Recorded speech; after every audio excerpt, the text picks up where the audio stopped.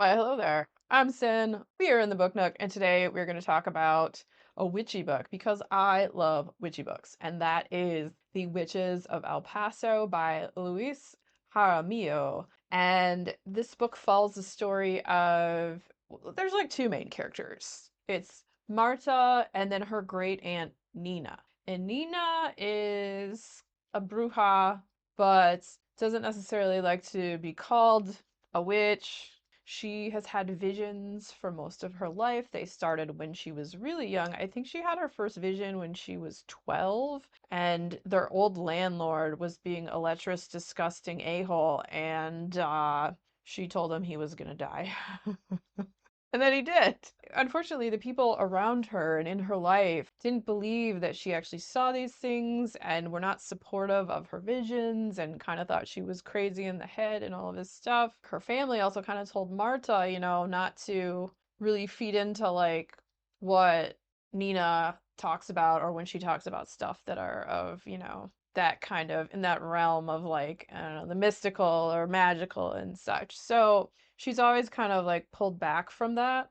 Now, Marta is a lawyer. She's married with two kids. Her kids are Pablo and Rafa. Her husband's a doctor named Alejandro. Marta is working this case against this company, Soto Pecans, for a bunch of sexual harassment that the owner has done towards a bunch of women who work there. So she's on this case. But she starts kind of tapping into what Nina, her great aunt, had always called La Vista. And La Vista is kind of like it's visions, but it's also like this power, and it's like the nature of all things and energy, and you kind of become one with animals and rivers, and just it's a flow of almost, it seems almost like chaos magic because you don't really have control of it.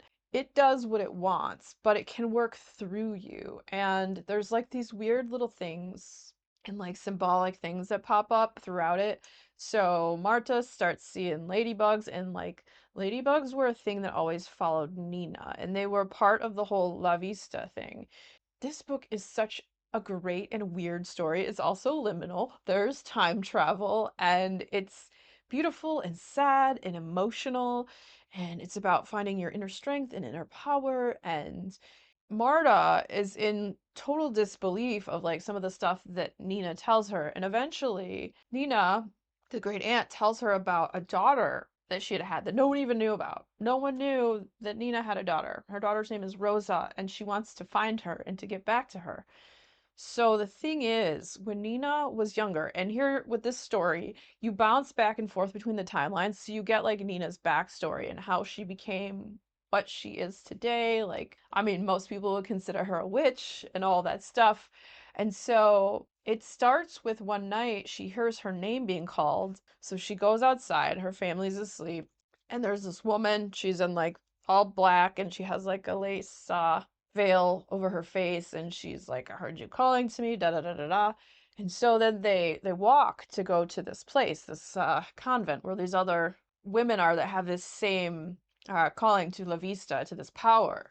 This woman, her name is Sister Benedicta, she takes her to this convent, and while they're going there, everything seems weird and strange, and the landscape doesn't look quite the same, and stuff changes.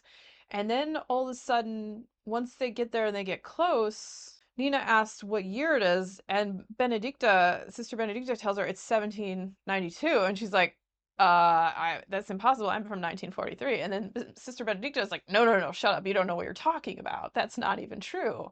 You can't travel through time. That's not of God's will. Da da da da da. But dude, she traveled through time. That happened.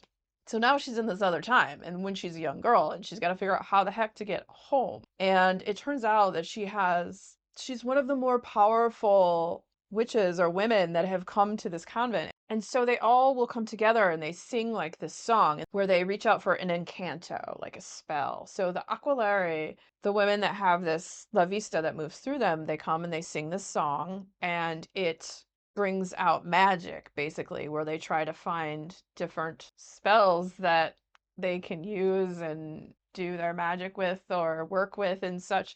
So, and also what this word means is So aquilare, it means spell or song, but it also means the witch's Sabbath. So you have that. And at this point in time in this convent, the church didn't think that their magic was evil. So the witches, that's why they didn't call themselves witches and they didn't want to be known as brujas.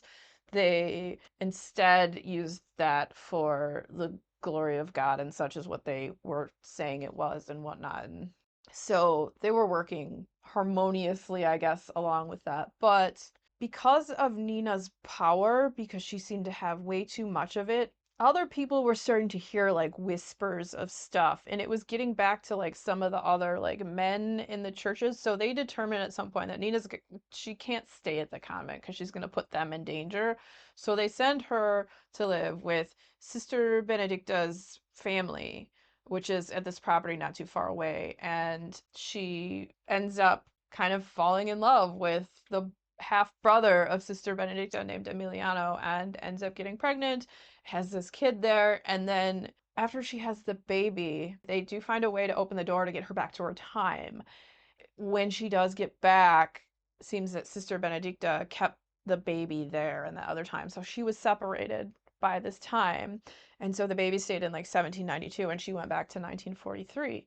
And while she was over in that other time, it seemed like a large amount of time had gone by. But when she got back, she'd been gone for only like a day because time is an illusion. I don't know, time works in mysterious ways. And in this book, it was like almost no time had passed at all. Her sisters didn't believe her, even though she had like stretch marks and all the signs of the fact that she had had a baby. So they locked her up and put her in an insane asylum for a while. So she had to be in this insane asylum. And she talks to Marta about all this. And Marta really wants to help her because she loves Nina, but she doesn't quite believe all the wild magical things she's saying. And like Marta's like, oh well, I'm a lawyer, so I can talk to people and like dig into finding out where she might have gone. And Nina's like, no, you're not going to find her like that because she doesn't exist in this time frame. She exists in the past. And so eventually, as Nina shares more with her and helps her to accept the fact that La Vista's calling to her as well, to Marta, and that she's going to also have and share some of the same powers that Nina had, that maybe she can help her open a doorway to find this daughter of Nina's.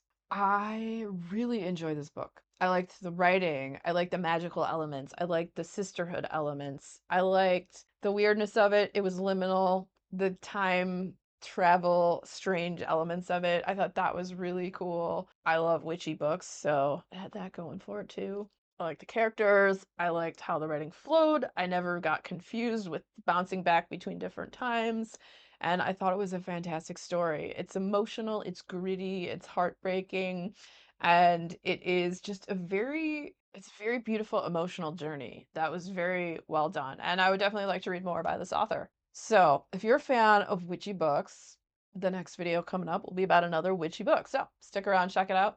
And if you enjoyed hanging out today, hit that subscribe button, come back, see me again, and we'll talk about more bookish things and weird stuff.